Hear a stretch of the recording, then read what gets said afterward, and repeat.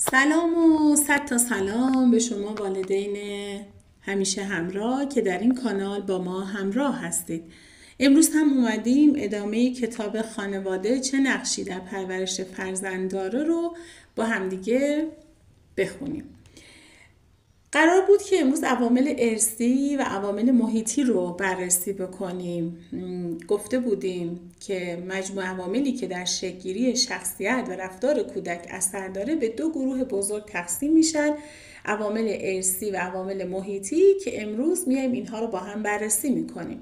عوامل ارثی یعنی اون صفت‌ها و ویژگی‌هایی که مربوط به طبیعت و ذات شخص هستن و از پدر و مادر و اجدادش به اون انتقال پیدا میکنن.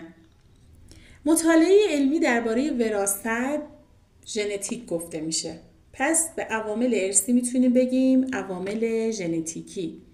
این عوامل از همون موقعی که نطفه شکل میگیره در شکل‌گیری خصوصیات و ویژگی‌های جسمی و ذهنی انسان اثرگذار هستند. برای مثال بعضی از توانایی‌ها و ناتوانایی‌های ذهنی و جسمی یا بعضی از بیماری‌های ارثی یا بعضی استعدادها در چگونگی رفتار کودک نقش دارند. اما عوامل ارثی به تنهایی عمل نمی‌کنند. محیط تأثیر مهمی روی بروز عوامل ارثی داره. مثلا ویژگی‌های مثل قد و هوش درسته که ژنتیکی هستن، اما محیط زندگی، نوع تغذیه، ورزش و خیلی چیزای دیگه روی چگونگی بروز و رشد این ویژگی‌ها اثر میذارن.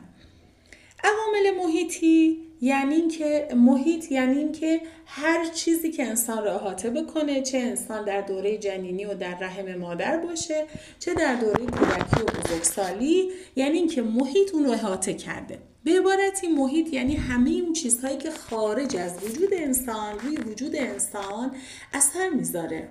محیط هم به نیروهای انسانی، به اشیا، موقعیت‌ها و همه امور مادی و معنوی گفته میشه که انسان رو احاطه میکنن. عواملی که مربوط به محیط زندگی هستن خیلی زیاد و متنوع هست.